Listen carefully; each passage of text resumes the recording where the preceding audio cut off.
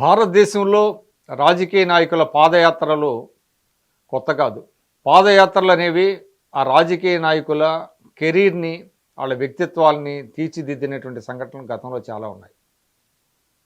ముఖ్యంగా ఆంధ్రప్రదేశ్‌కి సంబంధించి, ఉమ్మడి ఆంధ్రప్రదేశ్‌కి సంబంధించి పాదయాత్ర గురించి చెప్పాలంటే ముందుగా 2003లో రాజశేఖర రెడ్డి గారు చేసినటువంటి పాదయాత్ర. ఆ పాదయాత్రతోనే కాంగ్రెస్ పార్టీ అధికారంలోకి వచ్చింది. ఆ పాదయాత్రతోనే రాజశేఖర రెడ్డి గారు కాంగ్రెస్ పార్టీలో ఆ రోజు ఉన్నటువంటి అన్ని వర్గాలకు ఆమోదయోగ్యుడైనటువంటి నాయకుడిగా ఆయన ఎవాల్వ్ అయ్యారు. అంతకుముందు కాంగ్రెస్ పార్టీలో 3 ప్రధాన గ్రూపులు ఉండేవి. ఒకటి రాజశేఖర రెడ్డి గారి నేతృత్వంలో ఒక గ్రూప్ ఉండేది. రెండోది నేదురుమల్లి జనార్దన్ రెడ్డి గారికి ఒక గ్రూప్ ఉండేది. అదేవిధంగా కోట్ల విజయభాస్కర్ రెడ్డి గారి గ్రూపు. తెలంగాణకు వచ్చేసరికి ఆ తర్వాత చెన్నారెడ్డి గారికి ఒక గ్రూపు. ఇట్లాగా కొన్ని గ్రూపులు ఉంటా ఉండేవి. వాళ్ళకి ఒకటంటే ఒకటి పడేది కాదు. ముఖ్యంగా రాజశేఖర రెడ్డి గారి నాయకత్వాన్ని చాలామంది వ్యతిరేకించేవాళ్ళు. అటువంటిది 2003లో రాజశేఖర రెడ్డి గారి పాదయాత్ర చేసిన తర్వాత ఆయన వల్లనే కాంగ్రెస్ పార్టీ అధికారంలోకి వస్తుందని అందరూ నమ్మారు, కలిసి పనిచేశారు. అదే జరిగింది. 2003 పాదయాత్ర తర్వాత 2004లో అది కాంగ్రెస్ పార్టీ అధికారంలోకి వచ్చింది. ఆ తర్వాత చంద్రబాబు నాయుడు గారు కూడా 2014 ఎన్నికల ముందు పాదయాత్ర చేశారు. వస్తున్నా మీకోసం అనే పాదయాత్ర. ఆయన కూడా దాదాపుగా 4000 కిలోమీటర్ల వరకు నడిచారు. అప్పుడు ఉమ్మడి ఆంధ్రప్రదేశ్లో, అటు తెలంగాణలో నడిచారు, అదేవిధంగా ఆంధ్రప్రదేశ్లో కూడా నడిచారు. 2014లో ఆయన అధికారంలోకి వచ్చారు. తాజాగా చెప్పాలంటే జాతీయ స్థాయిలో రాహుల్ గాంధీ గారు చేపట్టినటువంటి భారత్ జోడో యాత్ర తర్వాత ఆయన పట్ల ప్రజలకు ఉన్నటువంటి పర్సెప్షన్ మారింది. ఎందుకంటే అప్పటి వరకు ప్రతిపక్షాలు ఆయన్ని పప్పు అని ఎద్దేవా చేశాయి. కానీ భారత జోడో యాత్ర తర్వాత ఆయన ఏంటనేటువంటిది ప్రజలకు తెలిసింది. ఆయన వ్యక్తిత్వం ఏంటి, ఆయన నిజంగా పప్ప కాదా అనేటువంటిది ప్రజలు తెలుసుకోగలిగారు.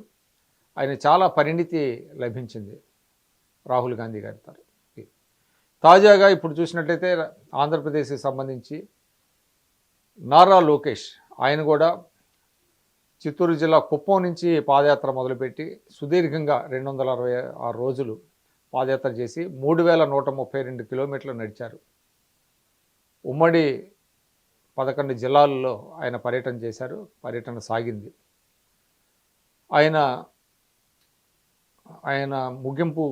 ఆయన పాదయాత్ర ముగింపు జరిగింది.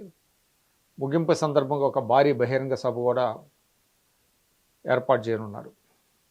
ముఖ్యంగా ఈ పాదయాత్ర వల్ల నారా లోకేష్ పట్ల ఏదైతే ప్రతిపక్షాలు కావచ్చు, ఇతరత్ర సోషల్ మీడియాలో కావచ్చు, ట్రోలింగ్స్ కావచ్చు, ఆయన్ని బీలీటీలు చేయటం కావచ్చు, ఇవన్నీ కూడా జరిగాయి. కానీ పాదయాత్ర తర్వాత ఆయనలో కూడా ఒక పరిణితి అనేటువంటిది స్పష్టంగా కనిపిస్తుంది.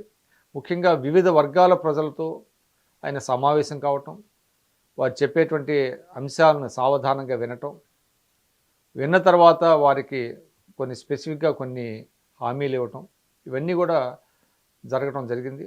దానివల్ల కూడా ఆయనకి ఏంటంటే ప్రజల సమస్యలు ఏంటి రాష్ట్రంలో, దాని మీద పూర్తి స్థాయిలో ఒక అవగాహన కలిగేటువంటి అవకాశం కలిగింది. పాదయాత్ర యొక్క ఉద్దేశం కూడా అదే. చంద్రబాబు నాయుడు గారు 2014లో పాదయాత్ర చేసిన తర్వాత మరొక పాదయాత్ర గురించి చెప్పాలంటే వైఎస్ జగన్మోహన్ రెడ్డి గారు చేసినటువంటి పాదయాత్ర.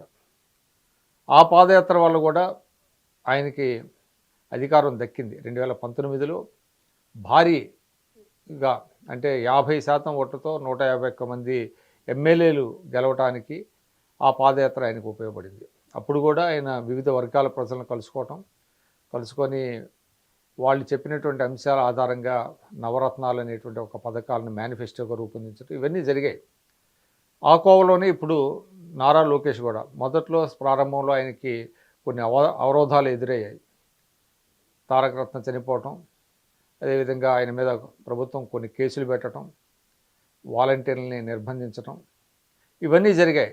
చాలామంది ఏంటంటే ఆయన ఇక పాదయాత్ర కొనసాగించలేడు ఎక్కువ రోజులని అందరూ అనుకున్నారు. అయినప్పటికీ కూడా ఆయన పట్టుదలగా ఆ పాదయాత్రను కొనసాగించారు. మధ్యలో చంద్రబాబు నాయుడు గారు అరెస్టు నేపథ్యంలో దాదాపు 77 రోజుల పాటు ఆ పాదయాత్ర నిలిచిపోయింది.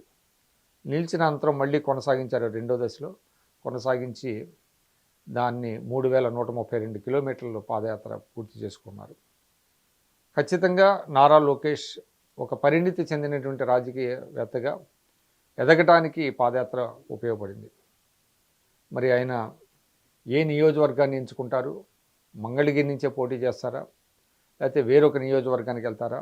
అదేవిధంగా ఈ పాదయాత్రలో ప్రజలు చెప్పినటువంటి కష్టాలు, ఇబ్బందుల మీద ఎటువంటి మేనిఫెస్టో విడుదల చేస్తారు, ఎటువంటి మేనిఫెస్టో రూపకల్పన చేస్తారు అనేటువంటిది కూడా కొంత రాజకీయ వర్గాల్లో ఆసక్తిగా ఉంది.